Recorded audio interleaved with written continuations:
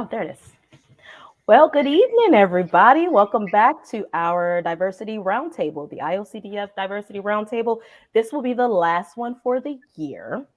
If this is your first time here, I am Dr. Darlene Davis. I am your facilitator for the roundtable. We have an exceptional panel this evening that I'm going to let them introduce themselves. But while we are waiting for more folks to join us, as the ticker clicks away and people start clicking in and joining on our social media platforms, I'm going to do a little housework and just talk about some of the things that we want to share before we get started. All right. So again, I am Dr. Davis. I am coming to you this time from Kentucky. I am in the Bluegrass State. I have been bouncing all around. I have been in Michigan, I have been in Ohio, and I am now in Kentucky. So I am just traveling all up and down 75. So as a facilitator, I just have a little bit of information to share with you about this live stream. Of course, we know that live streams are intended to serve as an educational component. So this is not intended to replace therapy, but we are open to receiving therapy-related questions. We just want to make sure that people are clear about that in the event that we're not able to get to those questions. We do ask that if there are any treatment-related issues, that you reach out to your local provider or contact a local clinician. The IOCDF Foundation is not a crisis hotline, and we don't want to use the space for that. However, if you are in distress or you feel unsafe, please feel free to access your local emergency room, call 911, or you can call the Suicide Prevention Hotline at 1-800-273-8255. We also want to make sure in our space that we create an environment where we are able to foster an open dialogue. We're able to foster a space where there is kindness and respect. And with that, this is being broadcast on various social media platforms, and it's being recorded. So I say that to let you all know that we want to be mindful of the personal information that we're sharing, the questions that you're asking. Again, this is obviously a safe space, but we know that social media never dies. So we just want to be careful and be mindful. There is a chat space that you can engage with our panel, and there are folks monitoring that. But again, we just want to make sure that everybody, you are aware this is an open communicative space. All right. So now I got that all the way, let's get started. All right. I feel like we might have some folks who have joined us. I welcome everybody again to the roundtable. I'm your moderator. If this is your first time, you've missed some fruitful conversations centering diversity as a practice. We've discussed creating safe spaces. We've discussed lifting our voices in advocacy. And if you are joining us again, welcome back, because today we have a nice closing. Today we are going to be talking about diversity in action, okay? So what does that mean? What does it mean to have diversity in action? Our panel is going to speak specifically about what it means to take the concept, the discussions about cultural competency, about diversity, about inclusion, and we're going to talk about putting them into action. There's the steps they've taken, the practice that they're adhering to on a day-to-day basis.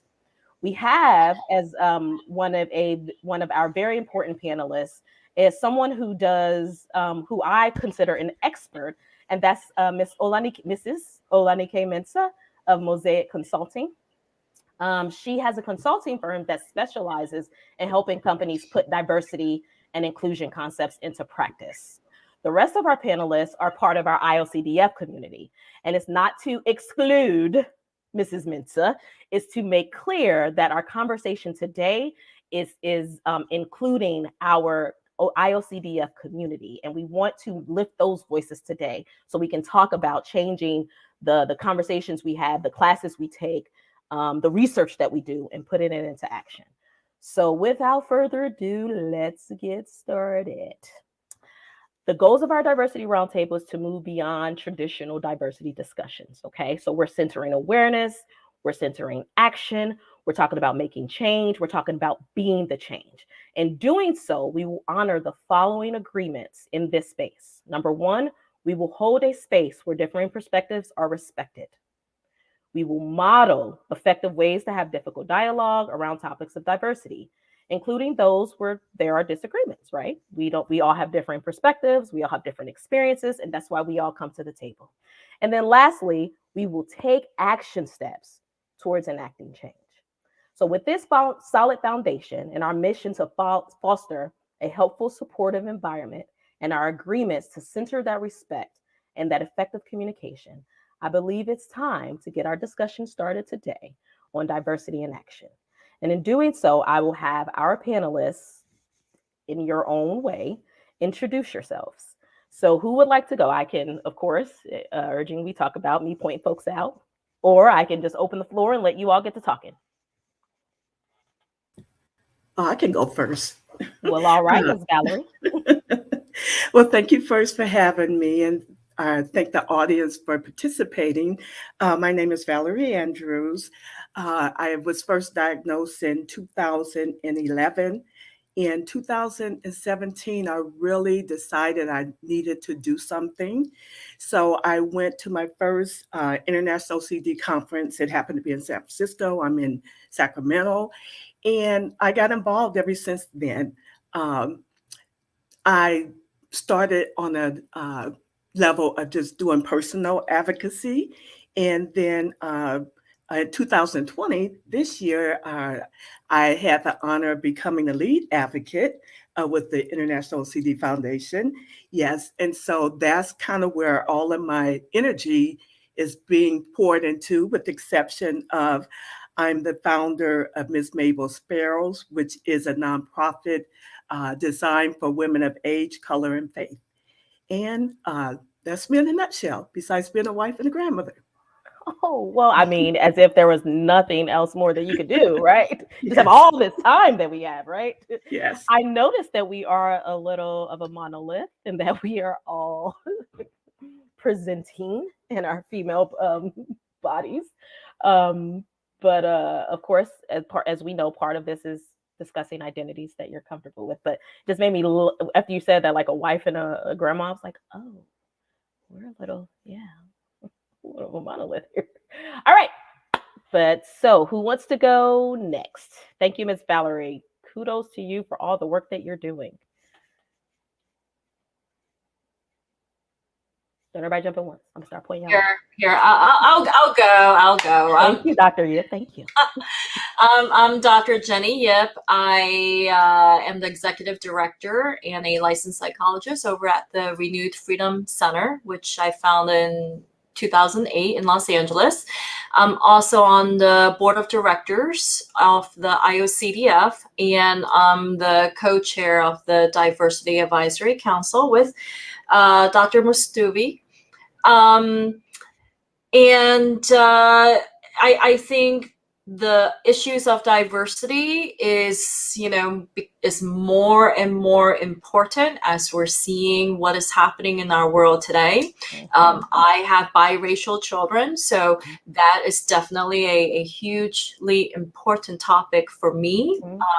As being a mother, talking about the monolith of our panel today, right? Being a mother, that's a huge concern for me to make sure that my children also understands a lot of the concerns that we have here that we'll be discussing.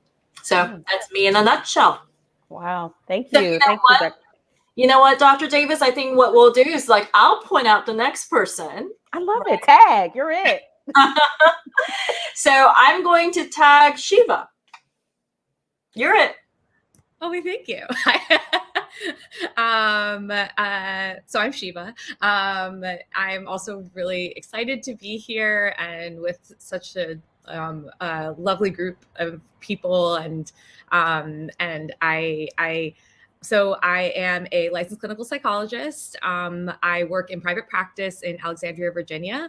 I'm also the training coordinator for our program. So I hold in my professional life our supervisor. I also do research. I identify as a cisgender female. My pronouns are she, her, hers. I'm of Middle Eastern descent, specifically Iranian child of immigrants, also important identities that I hold. And I guess some other roles, as Dr. Yip mentioned, I'm very excited to be joining her in the role as the co-chair of the Diversity Advisory Council with IOCDF. I'm also involved with the Middle Eastern Psychologists Association, and I'm very excited to sort of be in a space to bring together so many of my interests around OCD, evidence-based care, and creating, being able to have these kinds of conversations of diversity and diversity, inclusion, advocacy, things that I feel I didn't get the support that I really wanted in my own training. And so I'm excited to be in a space where I can both use whatever roles or privileges I might hold at this point in my career to create those spaces for others, and to be surrounded by community where I can learn too on how I can continue to grow. And now you have to tag someone. Welcome, by the way. Yes, I'm excited to be here. I'm going to tag Erjing. I knew it. Okay. Hi, I'll keep it short. I think this is the boring part, but my name is Erjing. I'm a licensed mental health therapist. I'm specialized and passionate in treating OCD, anxieties, and like the minority. And specifically, I see a lot of diverse Asian, Latinos, African Americans population with these concerns, and also other cultural concerns that's a part of them. I'm currently at Rogers as a therapist and have my private practice as well. And I'm also on the board of IOCDF's Diversity, and I'm VP for OCD Washington. It's the state of the Washington, not the DC. I'll keep it that. Thanks for the clarification. I was curious. All right, so Erjing, you have to, tag who's left. Right. I think lastly but not least, our special guest outside of country. I will jump in. Yes. So my name is Olanike, she, her pronouns. I am Black. My flavor of Black is Nigerian American, also first generation Nigerian American. So I have an immigrant identity. Even though I'm a citizen, everybody around me was not. So there's a whole immigrant identity we could get into. Cisgendered, heterosexual. I founded Mosaic Consulting 5 or 6 years ago, 6 years ago now. Wow. It was really just crystallizing the work I was already doing everywhere that I found myself, which is always advocating for equity in really whatever spaces I was at, not only at my job, but also in other spaces that I found myself. So it's really a passion of mine. I have a human sort of centered approach to it, because I think being raised on two different continents growing up, and also now living again on a different continent. I just moved back to West Africa this summer. I see inequity in everywhere. So if it's not race or gender, it'll be something else. It's a human problem, and it manifests in different ways, in different settings, in different cultures and countries and contexts. And so this has always just been brewing inside of me as I was coming up. And then I grew up and I was like, okay, I'm always finding myself in these conversations, volunteering, leading the councils and the task forces and all of that. So I decided to do it professionally and started consulting. So I develop DEI strategies for organizations, audits and assessments and action plans, that sort of thing. Facilitate dialogue and conversation workshops and trainings. We also do management and leadership development. Even though that's not getting as much shine right now because it's 2021 after 2020.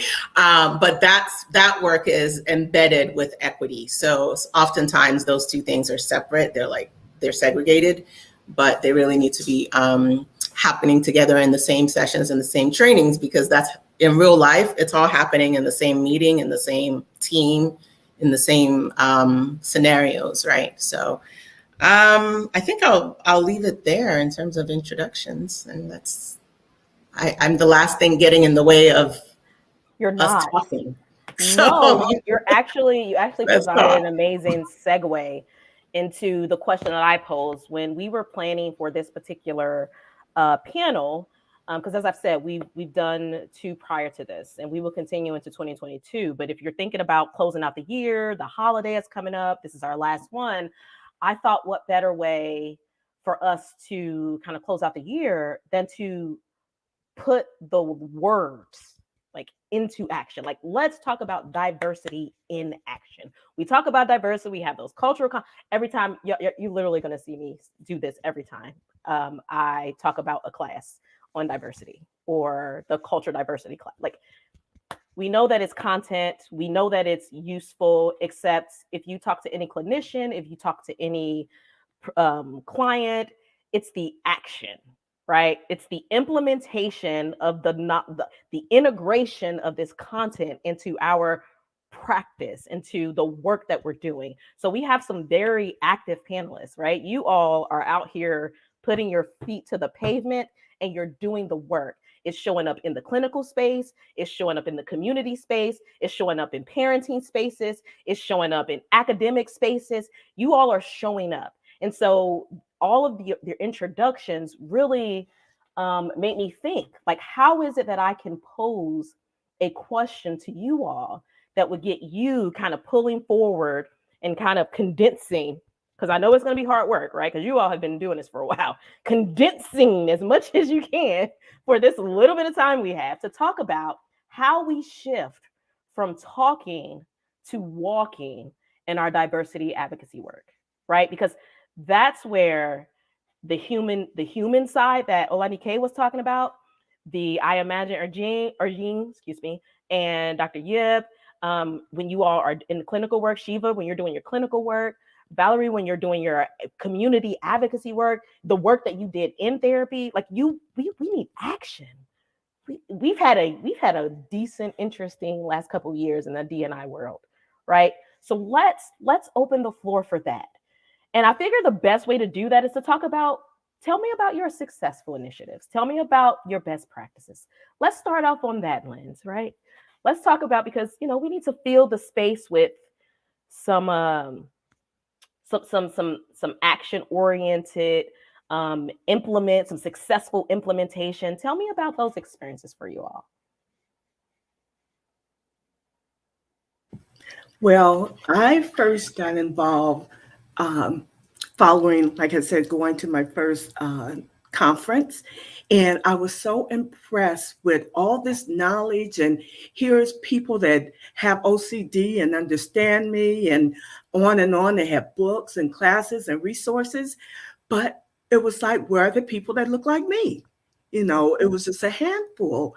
And my first reaction was to get mad. I'm going to blame them, where we at. And it kind of just dawned on me, we're here because I'm there. Mm-hmm. So what responsibility do I have as a person of color living with OCD? What is my responsibility? And I decided to be committed. And I started, just being involved. In fact, when I was at that conference, Ethan Smith, who's the ambassador, heard my complaint via my husband, and he kind of ran me down. To this day, I do not know how he found me. They probably said the older Black woman. But, and he challenged me. He was like, take your energy, what you going to do with it? And my first instinct was, whatever you need me to, because I thought he was just talking the talk to get rid of me. And then when he called me and we got the ball rolling, it just really lit that fire, because I seen where, despite what it looked on the outside, there was lots of people still willing and wanting to bring diversity more to the forefront, but they didn't know how. And so that got me going. Now that I'm in the lead advocate role, which was such an honor, but comes with such a responsibility, I think, because right now it's just 6 of us, and I'm the only woman of color and of age and of faith. So I bring all of that to the table. And my biggest goal that I have met, that I've set for myself so far, that I never, ever anticipated would happen, was when we had our OCD and faith conference last summer, the very first one. And I was able to give the welcoming speech and also talk as a guest speaker. And that has just really, when that happened, it was like, okay, got to keep it moving, got to keep it moving. What am I going to do next? On the sideline, I do have my nonprofit, which is still a one-person organization. But that is designed because as a woman of color and faith and age, that was also missing for me.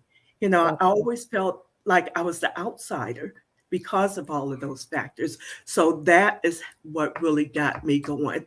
Like they say, quit talking about it and be about it. And go back to what you were saying. You know, I was doing all that talking, which I was, like say, going back to Ethan, what do you mean? You know, what you gonna do about it? Yeah, so when he called me on it, it was like, okay, now is the time. And that's how I got started.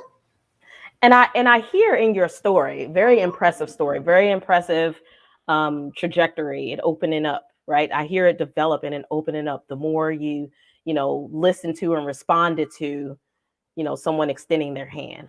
I hear that the biggest part of that, when it switched from talking to walking, was that somebody saw you, they heard you, they validated you.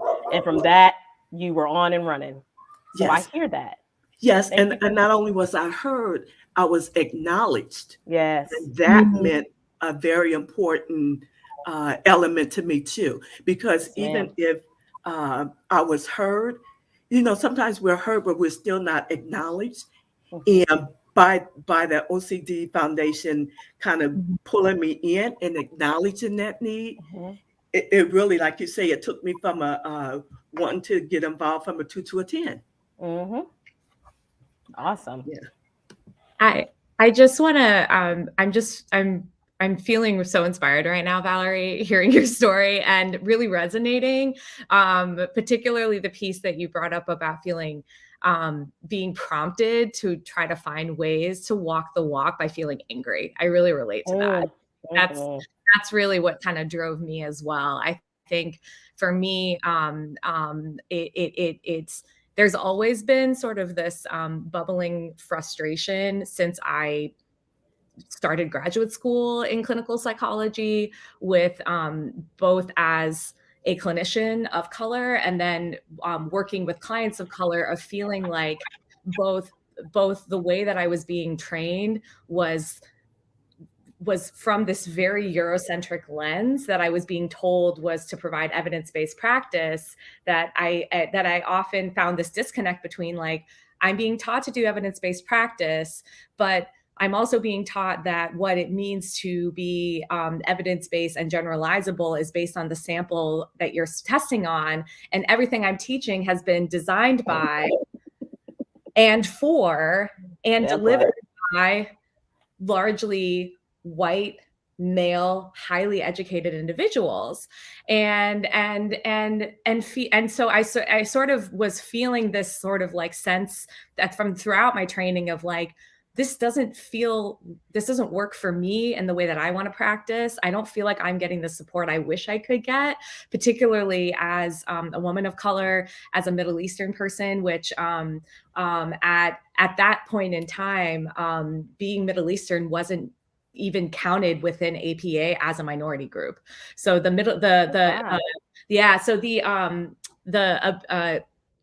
Middle Eastern Psychology Association didn't exist until after I had finished my PhD. So the idea of even finding community of other clinicians with my identity, it just wasn't really even available. And so I sort of continued in my training, and I think the piece where I feeling as though I want to learn to get I want to get the support that I want as a clinician of color, and I want to learn how to, which is about finding community. And particularly, I think after the murder of George Floyd, I was in clinical practice. It was during the, as we all know, during the pandemic, and just feeling like I want to be doing better. And I don't see the community around me on how to do that. That really motivated me to like connect with IOCDF Diversity Advisory Council, connect with the Middle Eastern Psychology Association. And from there, I think, I found myself being inspired and trying to learn and shifting towards, and I think really resonating with, I think, Olenike. I want to say your name correctly. The piece that you brought up around looking for opportunities to bring in your voice as a diverse person into the spaces that you're in. And I started finding opportunities where I was like, well, why don't I just say something? So I remember one of the first times I sort of had this experience was actually coming to the Diversity Advisory Council. We came to one of the meetings and we were talking about, well, so what talks are there for the upcoming conference that are going to be talking about culturally competent OCD care? And I remember talking, and I voiced sort of how I had been going to this conference for many years, and I really wanted more training on this. I'd love to. And Erjing reached out to me and said, "Let's do a talk together." And we submitted a talk together and gave a talk about culturally competent care and OCD treatment at the last 2021 conference. And I guess a couple of other pieces that I know I've been really trying to challenge myself to really step into owning, I guess, the privileges that I do have now as a licensed clinical psychologist, where I'm not being supervised anymore, is now that I'm training students, is shifting the way that I talk about our trainings. One of the things I did in our didactic series at the very beginning of our training, I'm a CBT trained exposure and response prevention, acceptance and commitment therapy, that's my sort of training and orientation. And I started our first didactic talking through what is CBT and what is functional assessment, what's behavioral theory for anyone in the room. And then I put a picture up on the screen of all of the sort of founders of first, second, and third wave CBT interventions, and asked everyone, what do y'all notice? It's all white, except for Marsha Linehan from DBT. Yep. I was just about to say. Yep. And I'll be honest, I was scared because I had never seen anyone sort of teach and talk about how to do evidence-based practice in this way. And so I guess I wanted to sort of own that piece of it, that at least for myself, like, it can feel scary to go against what the norm has taught us to do. And I just have so much respect for everyone in this space that is obviously made the choice to do that. And so but I'm so grateful that I have, because I think it just was a reminder for me of, well, if I want to see change, then I have to start doing it in my own world. And the world that I'm in is, well, in my training, in the questions I ask, in the research studies I work on, I can add a question about whether or not you're Middle Eastern, even though most demographic forms and research studies don't even ask. So we're missing data on that information. So I guess those are a few examples of my ongoing journey with this. Yes. And again, I knew it would be tough to try and get you all to condense, like just narrowly focus on all the work that you're doing, because it's just everywhere. And when you start to talk, you start to realize that you didn't just wake up and started doing this, right? This has been something you've been pining over. It's been prickling at you since the beginning, right? So you wanted to speak, Erjing? Yeah, I can share a little bit. I mean, thank you for sharing, Valerie and Shiva. I think what I keep hearing, like Dr. Davis is saying, it's I think it's a really good question because, sometimes I think about when is it successful, what is counted as successful, but like you guys are saying, I don't think these works are so ongoing. Oh no, we lost Dr. Yamp. Oh, I got she'll her. come back.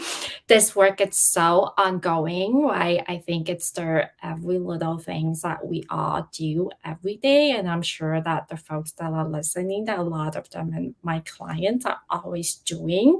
I Yes. think that really counts. And I just wanted to share a little bit so I don't know if it's, I don't know if it's success, but when I think about, like my journey, I think it's really like, first of all, I think there's that personal level to it, like what Valerie's saying. Like for me, my trainings in psychology ever since undergrad and are like very rooted in diversity, cultural differences, because as a person who not grew up in the US, it's just like something that's always so automatic for me. So it's always something that I pursued it after.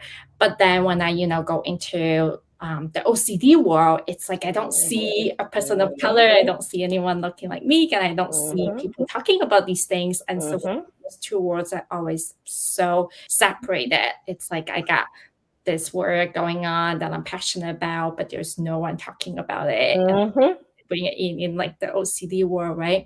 So I think for me, there's a lot of like personally rather style understanding, what am I doing? How do I even make sense of my own identity, what I want to do with it, before I can even step up and do anything more professional. I think there was a lot of personal work for me on my end, which was really helpful for me when I worked for Asian Counseling Referral Services. It's an agency that really serves the minority and Asian population. And a lot of my coworkers were also people of color, and that was super healing for me to get that. I think not just professional experience, but personally meaningful for me. And so there's that personal level, and then there's that professional level of, yes, I'm a person of color, but it doesn't automatically means I know how to do this work. I think there's a lot of professional learning, both research, clinical, and and all of that into it. So I think there's that level of work that we're all doing and still happening every day. And then on top of them, we'll probably talk about more. I think there's also like the institutional level. So I'm at Rogers right now, and I think it's right. Rogers are doing better, but an institution like that, like Shiva says, is usually very white dominated, right? So I'm at a place where I'm like, okay, how can I bring these personal, professional knowledge now to an institutional level? I think that's another whole level of challenges. So I think this got all of these level of layers that we are doing, whether we're professional advocates or people who are watching. Yes. Arjing, I can't thank you enough for bringing that perspective into the space, because one of the things that often gets lost in the D&I space is the personal requirement, the personal work that everyone must do individually, right? We talk about the institutional, we talk about the societal, right? We talk about that, but for you, thank you for bringing that into this space, because that is often where the work comes in, and that is a huge success. A lot of the work that I'm passionate about has to do with preparing clinicians to work with Black people, specifically Black people. Why? Because I know there's no way we're going to increase the number of Black clinicians in the world. We're not. So let's just prepare clinicians to work with Black people. That's important to me. And the way we do that is to have clinicians do the personal work. And you said another thing that I'll just sprinkle in there before we let Dr. Yip share, is that there's an assumption that is made about people of color. And I tag that word because that's just become a phrase that I'm just very uncomfortable with, because it just groups us all in as if it's like, hey, we're all colored. Like, no, that's not a very nice word for Black people. But it's this assumption that, as a person who is not of the majority ethnic or racial group, that you all of a sudden know and get it and know how to do it. And no, you've acquired that skill, you have that understanding because you did the work. And that is just a clear indication that the work must be done by all of us. All of us are doing this work. All of us who are sitting in the seats, who are facilitating the we're all doing the work. So just know, for all of our counterparts, we're all doing the work. It is a safe space to do the work. It is expected. It is helpful. So yes, Dr. Yip, tag you're it.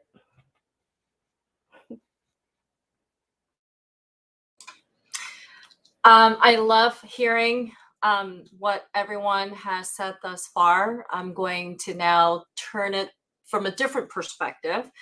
I do a lot of training, and I teach a lot of residents and interns. And my area of specialty in the OCD world is working with pediatrics and families in particular. And I think, there's an assumption in working with families that we're going to put on the lens that we feel that we have been trained with and just apply that to all families, which takes away the cultural and ethnic component that is seriously needed to be considered when you're working with families.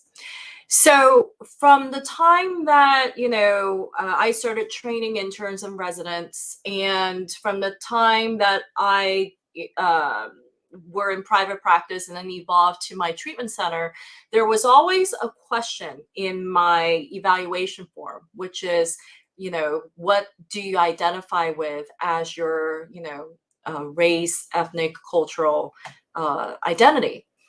And I remember, I had interns and residents who were hesitant in asking that question because that would bring up uncomfortable dialogue, perhaps. And, if we're talking about change, we have to talk about doing what's uncomfortable, right? Not just within ourselves, not just asking ourselves these questions and doing the difficult work to make change happen. But we also have to bring that into the therapy room. We have to bring that into that safe space. If we can't have these difficult dialogues with our patients, then how are we expected to treat them appropriately? And if we are to put, your Western, white-centered beliefs and values and attitudes in working with families, then you're going to miss out on a lot of key components for why the treatment didn't work, right? Because that's just not realistic to expect every single family from, any different culture or racial background to fit in that white Western family mold. So, I think as we are talking about action and we're talking about change, I would encourage everyone to ask them, what is it that they're doing? Not just within their own lives in making the changes, though in your practice for those of us who are working with patients. Because if we're not implementing these steps in our own practices, then we're kind of doing our patients an injustice. Right. And it's part of our ethical standard to be practicing within our within what's reasonable. Yeah. And I think asking these questions about, what are the values, that your family grew up with, what are your belief system, what does it mean? And especially with many more multiracial, biracial children that, what do you identify with? Yes. So it's kind of your very first question, Darlene, right? What do we identify with? What are our roles? What was it like living in such a family? And I don't think we ask enough of these questions. We don't. Clinicians, which then, how, again, I just don't know how you're expected to treat a family if you don't know what their values and belief systems are. And to even you're 1,000, 1,000,000%, I'll even up you, add some zeros on there. You're absolutely right. And I think to the point about family, it becomes more obvious, right? When you're dealing with family systems, when you're dealing with those types of structures, because there's a lot of moving pieces. But even narrow it back down to the individual. How can you really fully grasp a person's experience, their lens, their experience with OCD, the lens in which they view the world? How can you truly grasp it? Because we know that OCD is cunning. It is very creative. And in my experience, really fully understanding the cultural adaptation of EXRP, right, which is something that's probably not written yet. We know we need to do the work, but for Black folks, it really boils down to really trying to get behind what's not being told and really looking for the way that the OCD will grasp it and switch it. Everyday experiences. And this is across cultures. And so that's why it becomes important to ask, what is your lived experience? Because we know that OCD, it just starts to like metamorphosize, and it just makes it just like life really uncomfortable, because it's going to attack the thing that's important. And what is more important than my culture and my identity? It's going to attack that very thing. And so you're correct, Dr. Yip, in that we are missing an opportunity to fully grasp what is happening with our clients. And to speak to those who are living with this experience, I imagine as you're hearing this, you're saying, yes, ask about me, ask what's going on, because my OCD is so creepy. It's getting in there, and it's making me silent. Like, I'm not telling on it. We know that, again, clients won't tell on OCD unless we know how to pull it out, right? We have to create the space. And so I will ask, does somebody have something to say? Oh, I was just going to also say that when I ask these questions, from patients, they're actually, they actually value this. Yes. Right? They're like, wow, you're really wanting to know about who I am and what I bring, rather than just my OCD. Yes, knowing my OCD is important, but that's a part of the battle. If you don't know how that intertwines with the individual and the values and the beliefs that they come with from their background, then again, you're missing the point. But I would say that a lot of our patients who are asked these questions, they actually, they appreciate your extra interest into who they are as a person, not just as a patient with OCD. And not just their symptoms. One of the things that came up in another panel is that how clients spoke to the overemphasis on symptoms. And of course, that's how we're trained, right?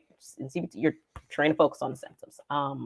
But Shiva, you had something you want to add? Go ahead. Oh, I was just going to quickly add that I've had exactly the same experience that Dr. Yip described when I have both having the experience of working with other colleagues and with trainees, and them not quite understanding why because I recently, I wasn't necessarily trained this way, but I really have been emphasizing in my own practice and with my trainees to ask every single client, regardless of their background, about the role of their cultural identity, because we don't know.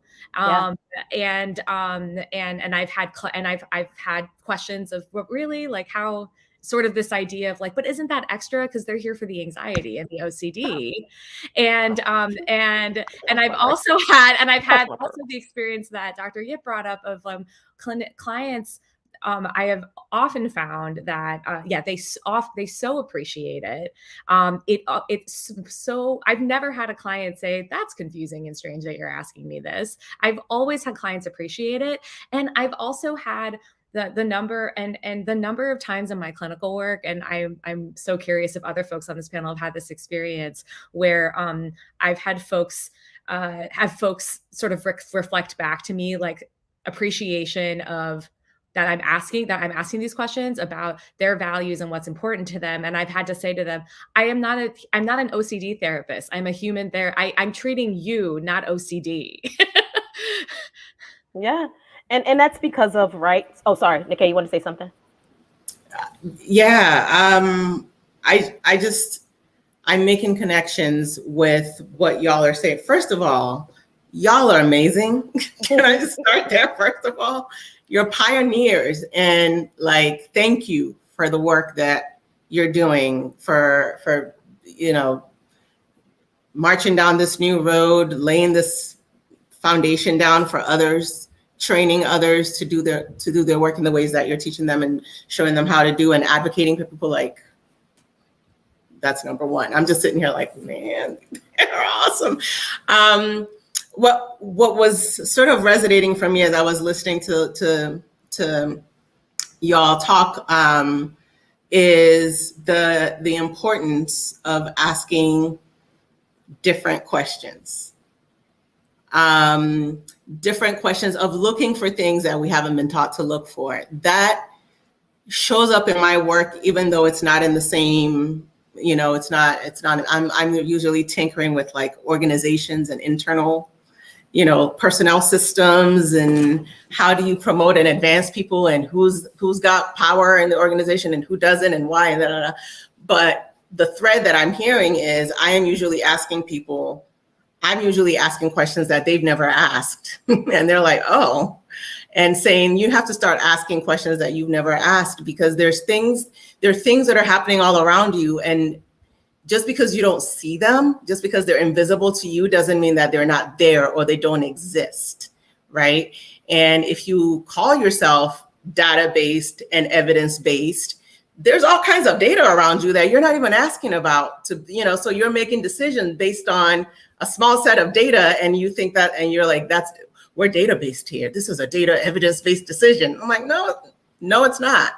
There's all this other data that you're not looking at, that you're not even asking about, that you're not gathering. So I'm just seeing some, like when you talk about best practices or what's been successful, when you start asking the right different questions, start collecting that information to make the invisible visible, I think that makes a big difference.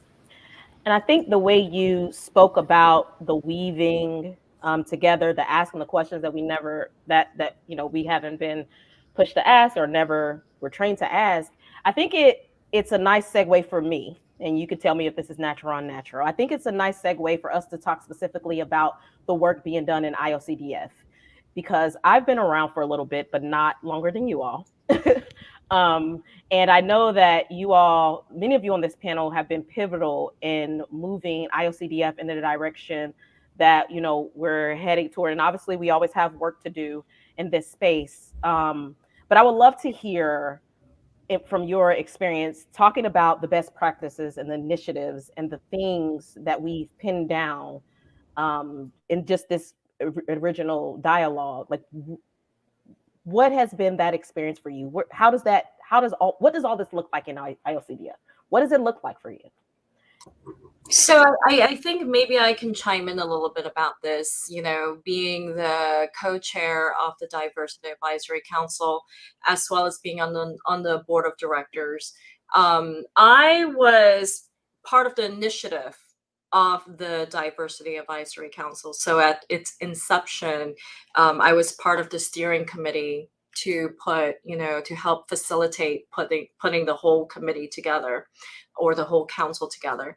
And I can say that over the years, it's been 5-6 years now since its inception. Initially it was like, okay, well, what does this mean? We had to define what was our goal, what was it that we wanted to do, what were our objectives, and how were we actually going to achieve each of these steps.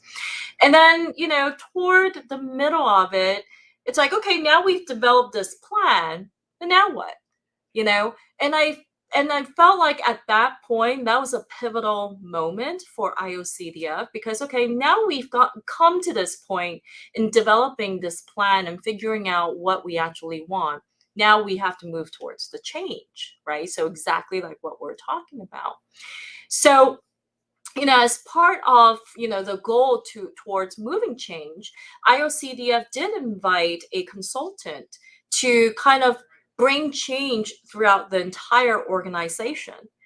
And a lot of this work was a lot of the background work. Of course, you have to kind of get the back of the house in line before it can come, be apparent to the front of the house. So, there's been, I would say in the last year, I have been in so many meetings about diversity and change and putting on an equity lens and inclusion. And I myself have learned so much, right? So as I've always said, just because I am of Asian descent does not necessarily mean that I know every little detail of every single Asian culture. Never mind other cultural backgrounds from anyone else. So I have learned so much myself.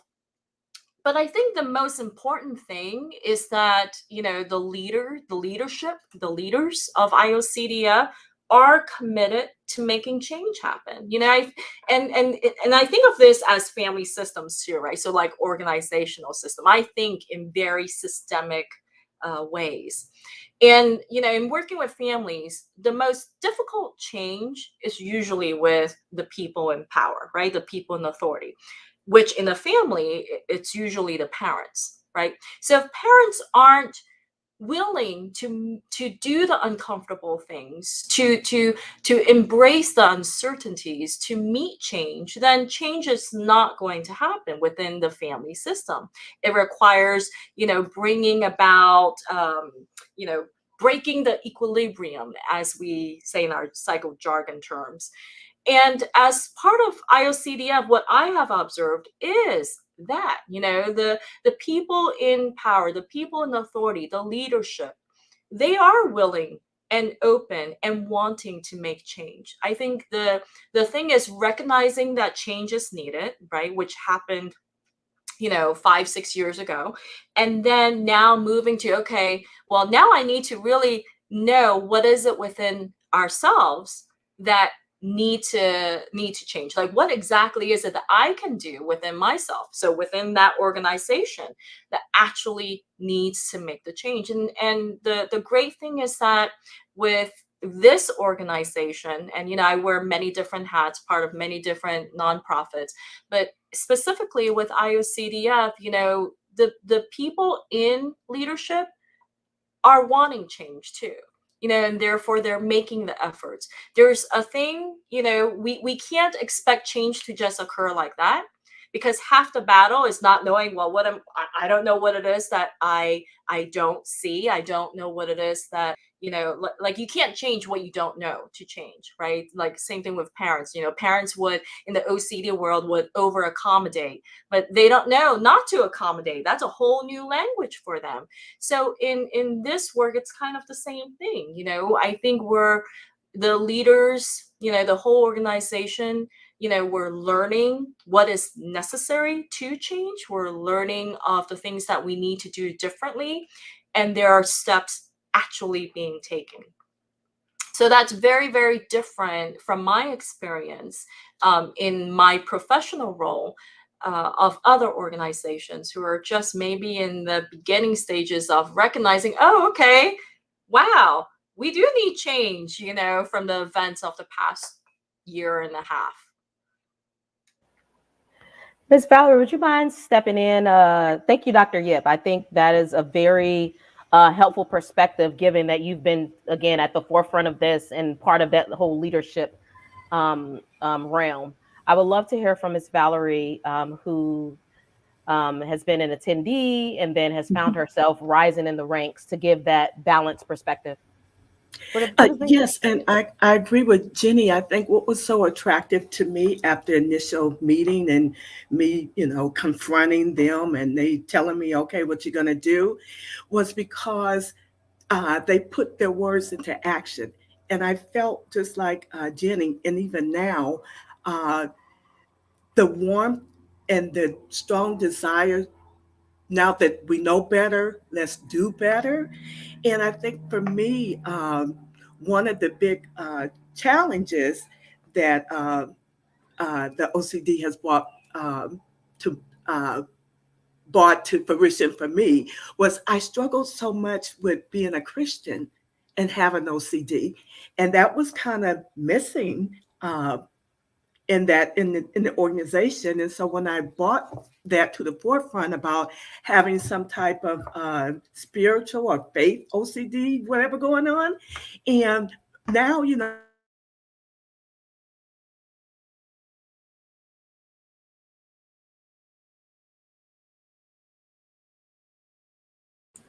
We can't hear you. Oh, I'm sorry. And I'm just going, no, I was saying for me, it was because they were so genuine in how they were responding to my needs. And for me, especially being a Black woman and a Christian, I was struggling with the spiritual part of having OCD and how do I live with that? And it wasn't being addressed, not even in my therapy, because for one, nobody knew how to draw it out of me, I think. And I didn't really know how to talk about it because it could be such a taboo subject, especially in Black culture.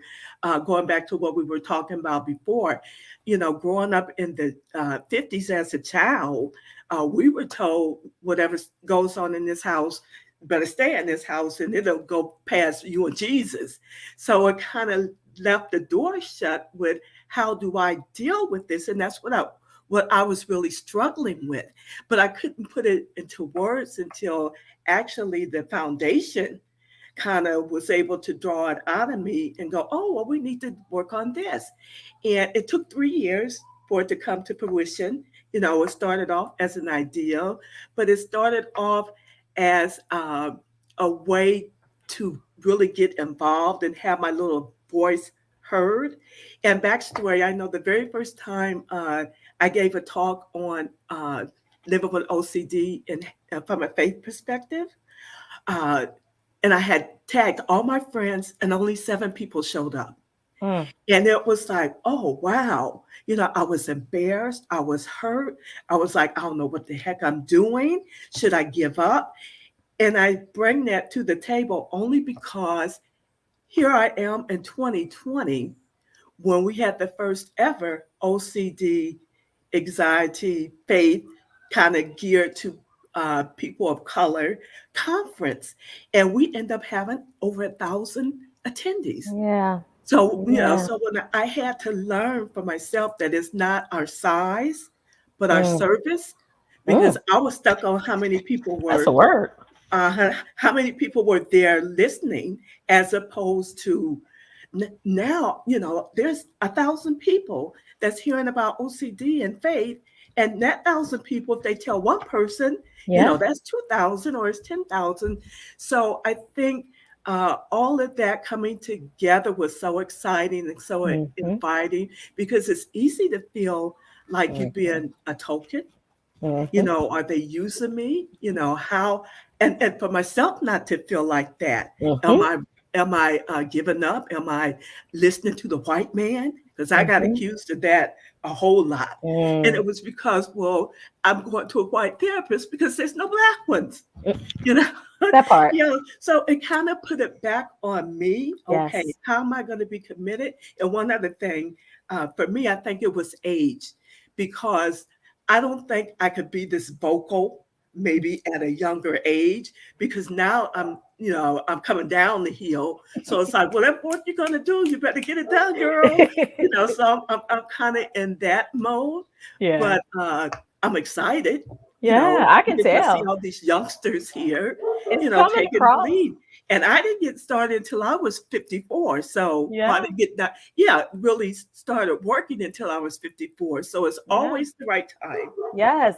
And to that point, right? So we can see that you're excited, and I appreciate your enthusiasm. And that's why I definitely wanted you to speak out about your experience. Because if I can tie all this together, what I'm hearing about diversity in action is that it's not often, at least this is not what I'm hearing, it's not what we think about. The last panel, I think we talked about lifting every voice and advocacy, and we had people talking about like actions, activities that you do.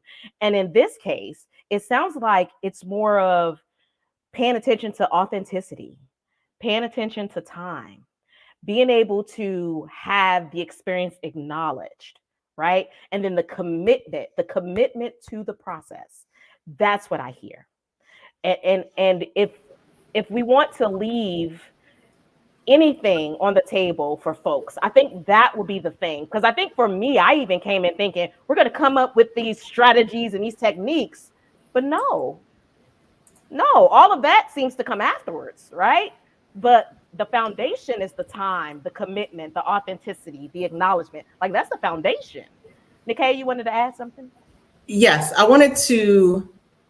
Earlier, a part of this conversation was about the individual versus the systemic, and how change is happening on the individual level and also on the systemic level, right? And so is the commitment. The commitment has to happen on an individual level, because individuals create systems, and so we can remake systems once, right? And so the commitment, whether it's individual or on the systems level, has to be a particular type of commitment. It has to be a commitment that is ready to deal with discomfort, like really triggering discomfort. Otherwise, it's fake commitment. It's going to fall away when things get hard. When you have to decide, ooh, do I need to give up some power to really walk out this commitment? All of a sudden, we don't have the budget for it this year, or whatever the reason might be, or we've always done it this way, and so we're not ready to do it the other way because this is our evidence-based approach, or whatever. Right? So it has to be a deep commitment, a commitment on a level that we know that we're going to be uncomfortable. We know that who we consider ourselves to be, that very pieces of us as people and as individuals might face challenge, and we have to be able to work through that. And on a human level, I am not in mental health or psychology or anything. I have people that I go to and people that support me with that part. But on a human level, we start to react when our core starts to get challenged. So like this is deep work. And even when you're talking not with, a nonprofit that's helping kids or a tech company, all these things are bubbling up when we're doing work with them. So I think that is really important. I do think that there's this one last point. There's this, I guess it's a tension. I would call it a tension between, do we rewire people, individuals, or do we rewire systems for change? And there's a lot of, well, let's do an unconscious bias training. Let's have a workshop. Let's, change people, and then they will change the systems. But I would pose, because I'm hearing all of the work that you're doing with caring for people. And also the institutional work, because the foundation is an organization. It's a workplace, right? And people work there, and there's a board and all these things.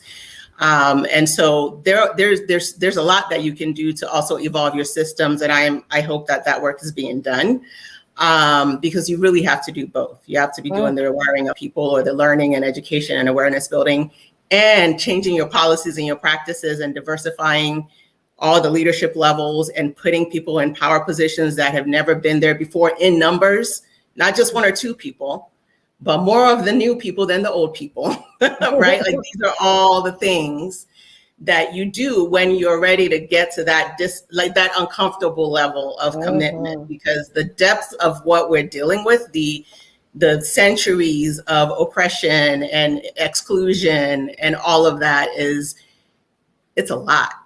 Yeah. that we're trying to fight, and we're trying to make up for.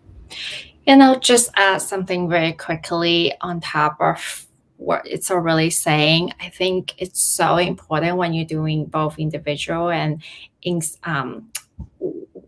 institutional work, that you find your ally. So I think like today's conversation would look so different if it's just me, if it's just one person. I think there's no way to have a good conversation without having a group of people together. I think there's so much power given, because how this is a lot of difficult work. This is exhausting. This is like boundary, always pushing, pulling. Am I going to give? Am I going to do this time? Am I going to step back this time? It's just so much work that I have heard so many, also clients saying how exhausted they are, that they're the only person of color at their workplace. They're the only, Black African-American folks. And they'll never know if it's just them being too sensitive. They never know if this is actually an issue. And there's just a lot of power in finding your ally and finding the groups in order to do this work. I just wanted to say that also. Yes, Urging, you said it just perfectly. I think you probably knew the question that I was going to ask before I asked it. So I'm going to ask you actually to hear this question and add another piece, because I feel like you answered the question for me, but I'm curious if you will see it the same way. And then, of course, everybody chime in. This will be our closing question, because I think it's it's very telling, and it's a good way to close this particular segment. So one of the things I thought about as it relates to engagement, right? So if we're talking about commitment, we're talking about the time and the authenticity and the acknowledgement, like the whole purpose is to create change. And we're creating change for communities. And in this specific dialogue, we're talking about the IOCDF community, which we know is already diverse. I mean, at our conference, we have clinicians, we have folks who deal with OCD, we have family members. I mean, we're just like none other. Like, seriously, I'm always in awe of how IOCDF has accomplished this. But I think to the point that Erjeen had made, there is this concern when you enter into this space about tokenism, right? So how do we go about being intentional? Because we're always going to be outnumbered. like Valerie said, she went to the IOCDF conference. I had the same experience. I was a graduate student though at the time, right? I was like, oh, okay, yeah, we're kind of out here, and it was just like our cohort of students, and it was just like us. So that was it. And as a result of that, we start just building and kind of grouping and doing support groups around ethnicity and culture, just to kind of pull people together. So that brings forward your point, Erjeen, about tokenism and what I felt was the answer to that question, which was allyship. But then I also pose an additional question: is then how do we encourage more innovative approaches, right, on an institutional level? So we have an individual question and an institutional question, because the tokenism addresses the individual presence, while the innovative approaches addresses the institutional piece. Did I say that right? I think I did. So the floor is you all. Take it out. Urging no pressure to start. I'm happy to go right ahead. I'm really appreciating this conversation, and I'm so grateful for everything that's being said, and the point about allies. I resonate with that a lot, and thinking about on an institutional level, I think so. A sort of perspective I'll throw in there that I know that I've been thinking about a lot, being in a role. It's sort of newly. I'm at a point in my career where I'm sort of just starting to actually hold some positions of as a supervisor and in a position of leadership, or being sort of more advanced in the communities that I'm in. And so something I've thought about a lot is how I can be in that particular space, like in spaces where I might hold privilege, whether it's because of the PhD I have, or because of the fact that I am white passing, or because I'm just older than the people in the room. How can I model how a different way of creating a more inclusive space in the way that I run meetings, in the way that I run my supervision? I mean, one thing that I was really thinking a lot about as we were talking about systems is the system of like the therapeutic relationship and the power dynamic that's there, and then that parallel as a supervisor. And something that I really had to work towards, and in my own practice is one, recognizing, like, in that power dynamic. I mean, one, as an OCD therapist, it's, if I'm going to create, I have to earn people's trust to talk about things that can be deeply shameful in OCD.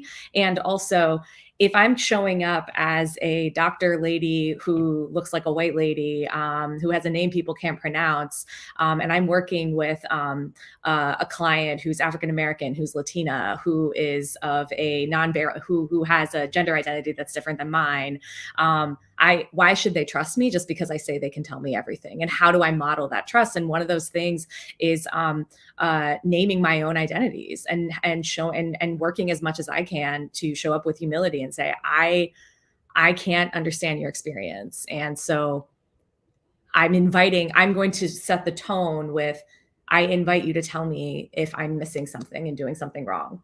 And that doesn't necessarily mean it's going to happen, but I wanted to share that as sort of an example that I've seen modeled that has made some small moves in spaces, in meetings, or in a supervisory relationship, or even a therapeutic relationship, that is an attempt that I wish someone would have created that space for me when I was in many of my different places of training. And so I suppose that's an example, I guess, of a way that I'm trying to use whatever powers I have to try to show up in a different way, to create a different environment, a different space.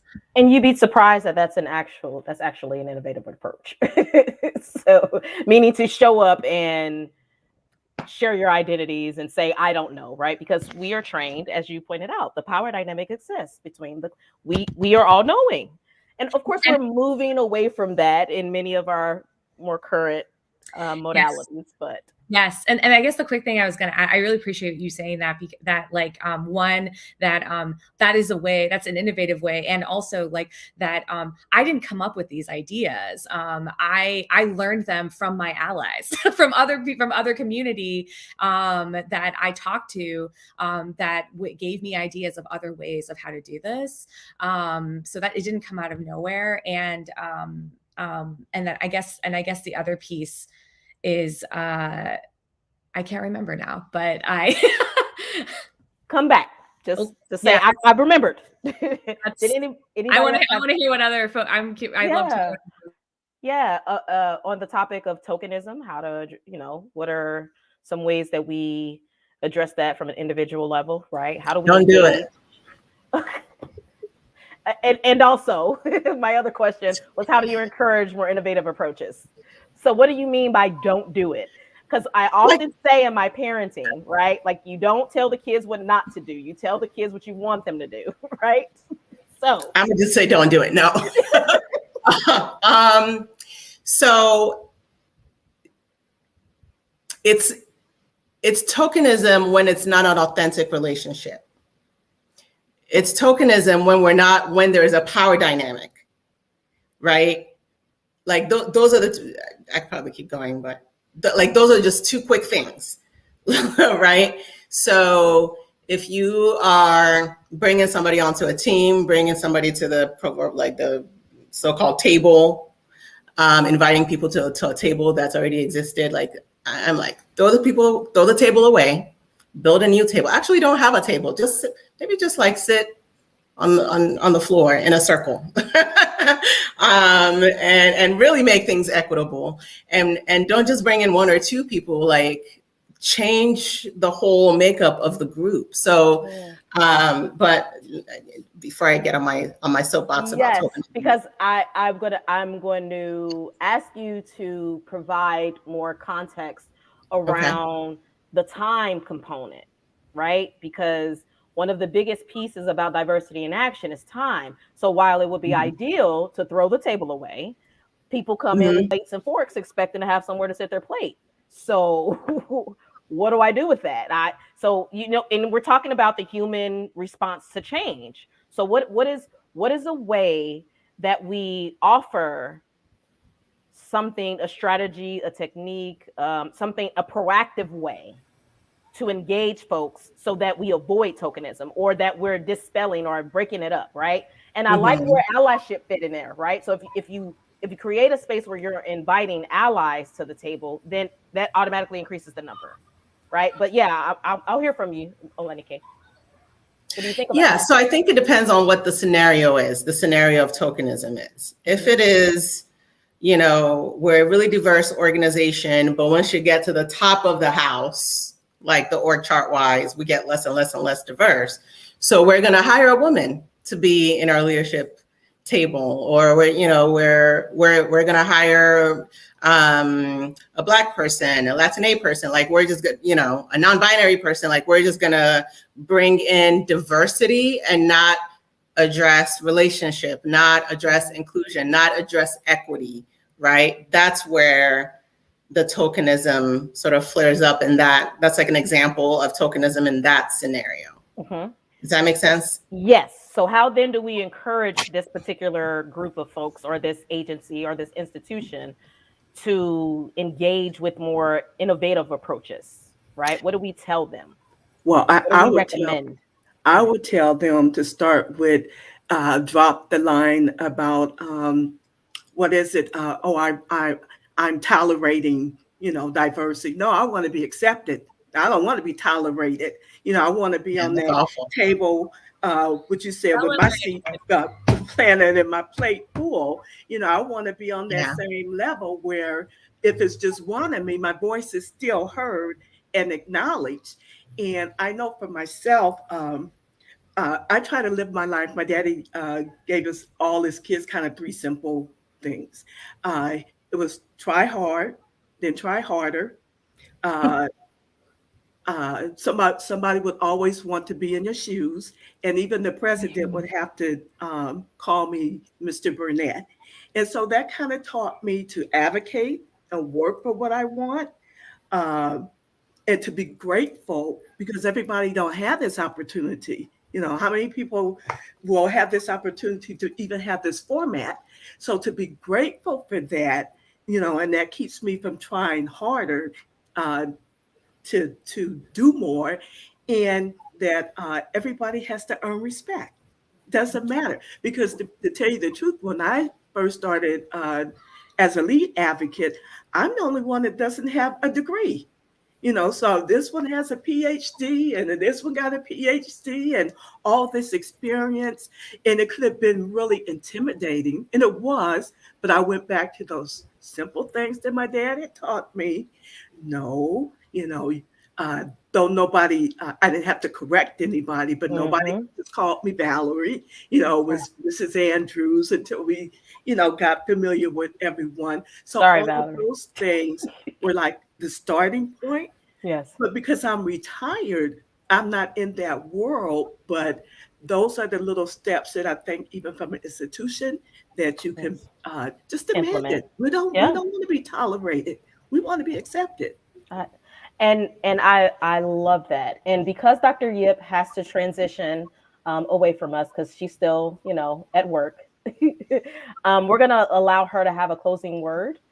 And I think she's actually primed very nicely to speak exactly to this thing, given the work that she's done so far.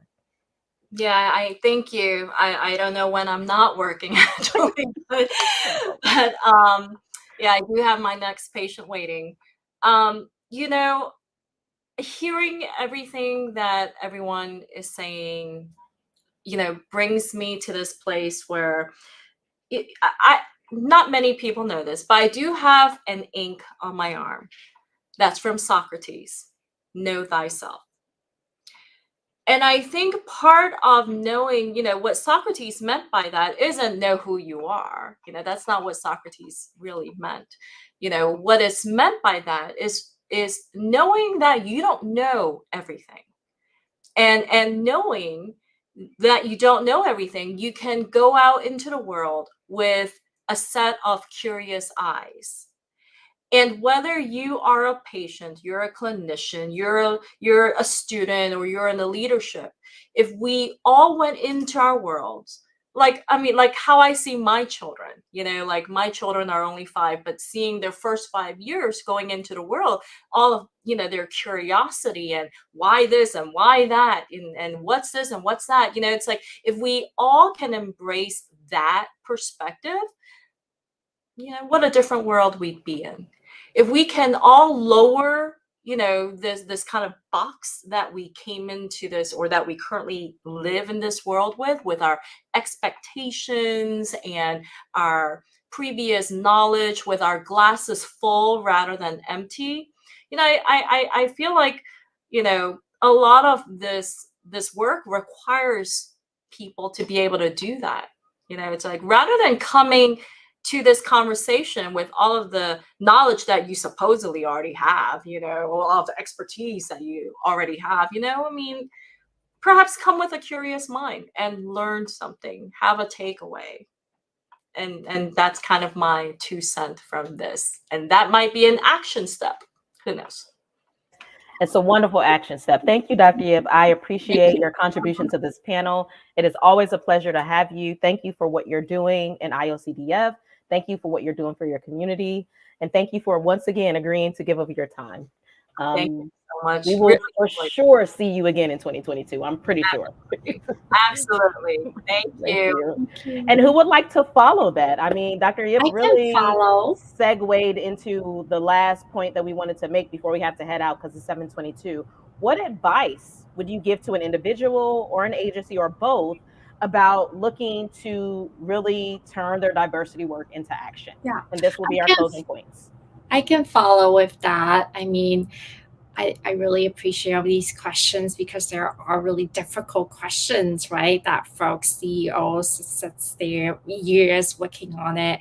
And I also a big fan of, at the end of the day, these really big challenging questions does come back, I think, to these really simple answers that we're talking about. It's being curious, being open, being vulnerable, throwing yourself out there. I was thinking when Shiva shared how she started to share her piece of identity, and that's something I resonated. I started to do a little bit more, and I think it was hard for me earlier in my career because it does require you throwing yourself out there. It's easier for you to not say much about yourself and just like not really feel it and just do the CBT work, but that's not really throwing yourself out there and being vulnerable, like Brene Brown said. And I guess I can close by saying I was at our CBT group yesterday at Rogers, and I was rewatching Brene Brown's Vulnerability Tech Talk. I love her. Don't know if you guys knows her. And I must miss this from watching her previously and how she mentioned a big piece of vulnerability, throwing ourselves out there, is to be in the uncertain. And, we were watching this in the CBT group for OCD, right? It was like, oh my gosh, that connects so much with the work that we do. And I think that it's really the answer here as well, that, it's the opposite of privilege and power. It's that we let ourselves to be in unknown and just learn and just listen. So I will close with that share, and maybe folks wants to go back and watch it again. I feel like you could watch it so many times. It's so good. Thank you, Erjing. That's perfect. I love that. Who's next? Absolutely. One quick, I'm being mindful of the time.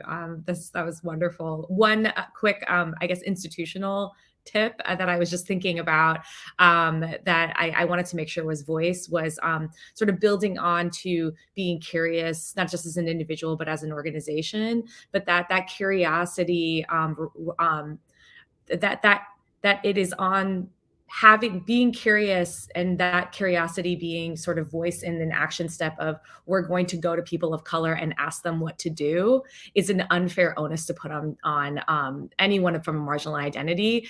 It shouldn't be, the responsibility shouldn't fall solely on, to quote many of these very wise voices that have been on this panel, coming from a background doesn't make you an expert in it.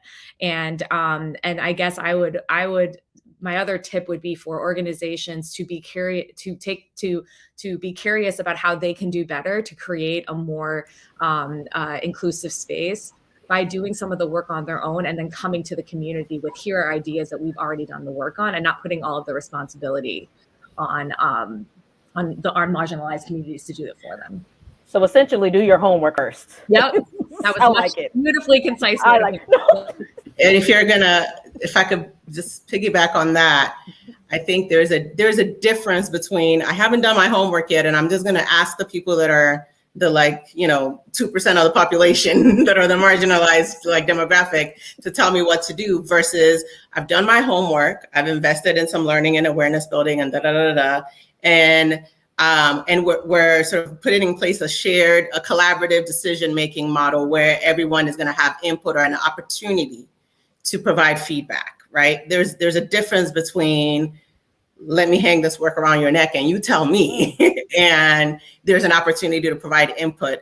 In a lot of places, the people of color don't want to sit on the D&I council. They have too much other stuff they're carrying and dealing with. They don't have time. Yeah. What you don't know to be the token person on your D&I council. That is a thing. Yeah.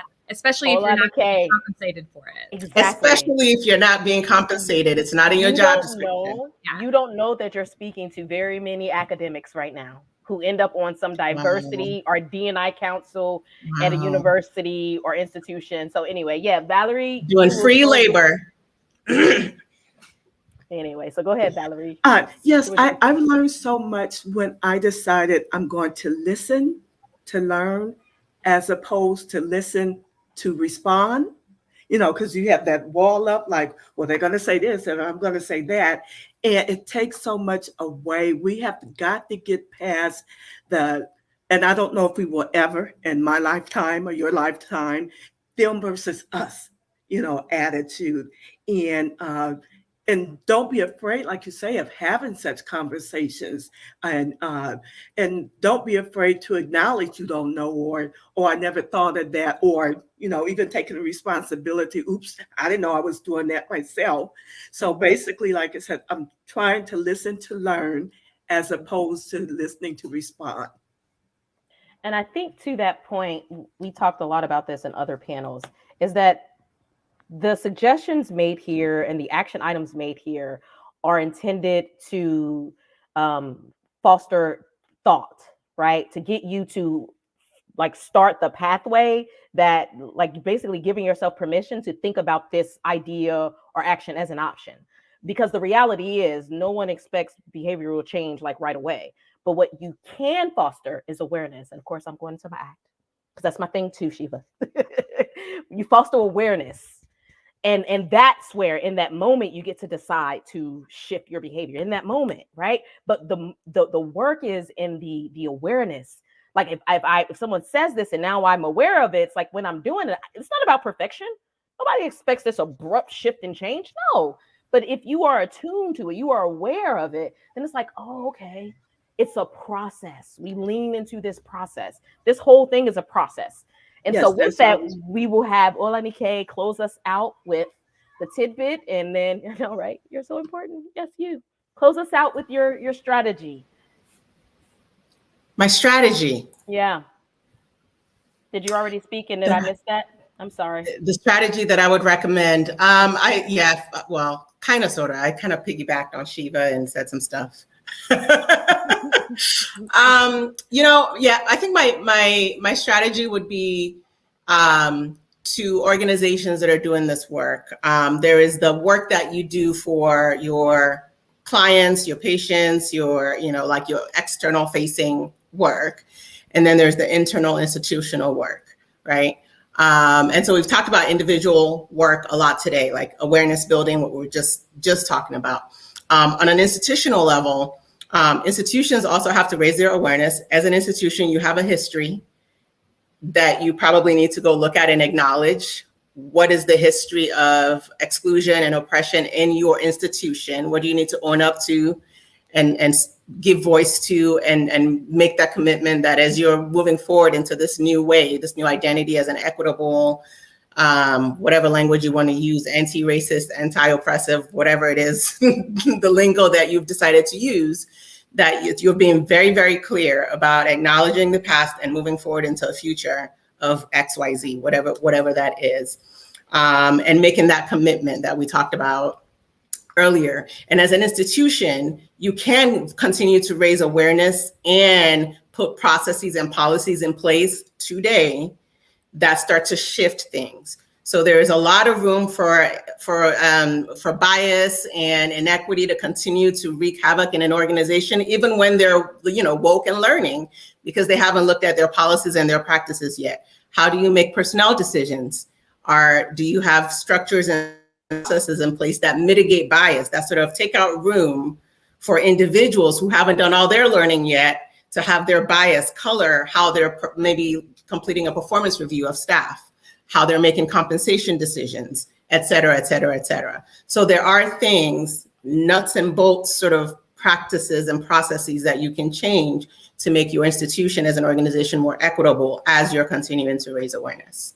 And thank you, Olanike. And to our IOCDF community, I hope you've heard both ways to individually have your voice heard and have yourself represented. Yeah, that's the word. And also ways to connect on an institutional level with the IOCDF Foundation, where you can enact change there. And so with that, I want to close out by thanking our panelists. And thank you for the contribution. Thank you for showing up today.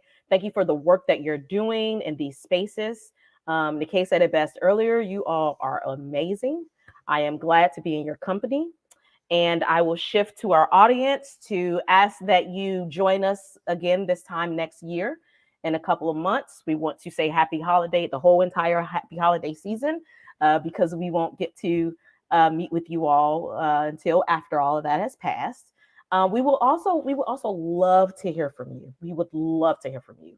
Community Collections allows us to hear from you about your experience, your story, ideas for inclusivity.